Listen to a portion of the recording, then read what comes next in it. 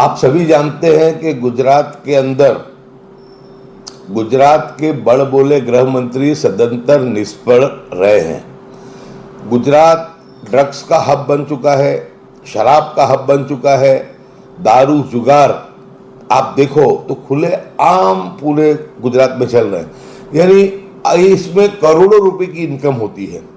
तो ये अधिकारियों के माध्यम से ही गृह मंत्रालय, मुख्यमंत्री हो या गृह मंत्री हो, पैसा उसमें से उगाते हैं। इसलिए ये जब कोई ऐसी घटना बनती है तो 2-4 दिन के लिए बंद कर दिया जाता है, फिर उसके बाद वापस से शुरू हो जाता है।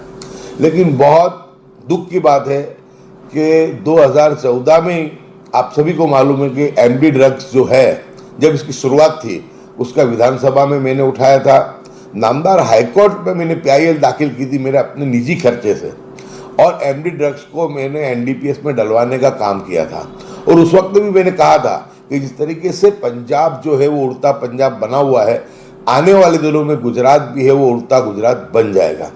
आप देखो, चाहे हमारा सिटी वॉल एरिया हो, चाहे जुहापुरा का एरिया में आप देखो, या परा विस्तार में आप चले जाओ कहीं पर भी नदी पार, तो वहाँ पे हर जगह पे आपको ड्रग्स और दारू खुलेआम मिलता है।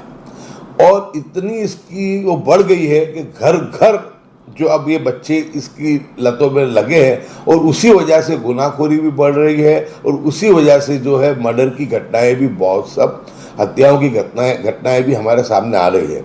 लेकिन ये बड़बोले मुख्यमंत्री डायलॉग बोलना, बड़ी बड़ी बातें करनी, कायदा में रहसो तो फायदा में रहसो जैसी बातें करनी। लेकिन मैं मानता हूं कि आज तक के जितने भी गृह मंत्री 30 साल के भाजपा शासन में आए, सबसे अगर विफल निष्फल कोई गृह मंत्री है तो वो सम्माननीय हर्ष संघवी है। कि बिल्कुल उनके मुजरा विस्तार में आप कानूनी व्यवस्था, उनके जो मत विस्तार की तुम देख सकते हो, मुख्यमंत्री के विस्तार की घाटुड़िया में देख सकते हो कि क्या स्थिति है। यानी भारतीय जनता पार्टी हर मोर्चे पे विफल तो है ही, लेकिन सबसे ज़्यादा गृह मंत्रालय के मामले को लेकर के विफल रही है। भावनगर की घटना बहुत दुखद है। ये मैं मानता हूँ कि पिछले 7 साल में ये 8वीं घटना जो है ये लट्ठा कांड की पूरे गुजरात में ये आई है। और हमेशा सिर्फ समिति बनाना, एजेंसियों को तपास देनी, और उसके बाद कुछ नहीं होता है। छोटे कांस्टेबल, छोटे से पीएसआई को सस्पेंड करना, जबकि इसकी पूरी जिम्मेदारी गृह मंत्री की बनती है। जब ऐसी घटना, बड़ी घटना बनती है तो उसकी जिम्मेदारी छोटे अधिकारियों पर न डालते हुए गृह मंत्री को खुद को राजीनामा इस पर दे देना चाहिए।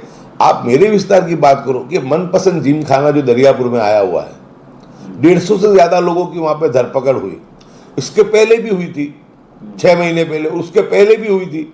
लेकिन बार बार ये मनपसंद जिम खाना के अंदर जिस तरीके से चलता है, वो सीधा राज की संरक्षण है उनको। ये जो उसको चलाने वाला जो बटलेगर गामी नाम का आदमी है, वो हमने देखा कि चुनाव में बिल्कुल खुलकर के भारतीय जनता पार्टी के लिए वो काम करता है। यहाँ तक के छोटी मोटी पार्टी जो मुस्लिम वोटों को बिगाड़ती है, उनको फंडिंग करने का भी भारतीय जनता पार्टी के इशारे पे वो काम करता है। कॉर्पोरेशन के चुनाव में भी हमारे जो पार्षद चुने गए नीरव बख्शी, उन्होंने खुद ने इस गामी के साथ बहुत उनकी गर्मा गर्मी हुई थी, और उसको कहा था कि तुम जो ये छोटी मोटी पार्टियों को जो मुस्लिम समाज के वोट बिगाड़ने के लिए खड़ी है, इनको तुम रोजाना जो 1.5 लाख रुपए देते हो, ये बंद होना चाहिए। लेकिन वो कुछ वक्त के लिए रुक जाते हैं, लेकिन जो वो चुनाव में पैसा खर्च करते हैं, भारतीय जनता पार्टी के जो लोग हैं, विधायक हैं, नेता हैं, वो उनको संरक्षण देते हैं। वो इसलिए देते हैं कि चुनाव में वो पैसा जो है उनके पीछे खर्च करते हैं। तो यानी बिल्कुल जो मेरे विधानसभा चुनाव में भी हमने देखा था कि जिस तरीके से असामाजिक तत्वों का सहारा लिया गया, पहली मर्तबा कॉर्पोरेशन के चुनाव में भी असामाजिक तत्व, पुलिस के बातमीदार, बोगस और खुद क्राइम ब्रांच के उच्च अधिकारी इसके अंदर शामिल थे। तो यानी ये जो है, जो उनको राज के तरीके से मदद करते थे, तो उसका सिला, उनका बदला वो लोग इस तरीके से उनको देते हैं। और मैं मानता हूँ कि ऐसी घटनाएं बार बार बन रही हैं। जब इतना 30 साल की सरकार में सबसे निष्फल अगर गृह मंत्री है, तो किसी छोटे अधिकारियों पर गाज न गिराते हुए गृह मंत्री के ही राजीनामा देना चाहिए।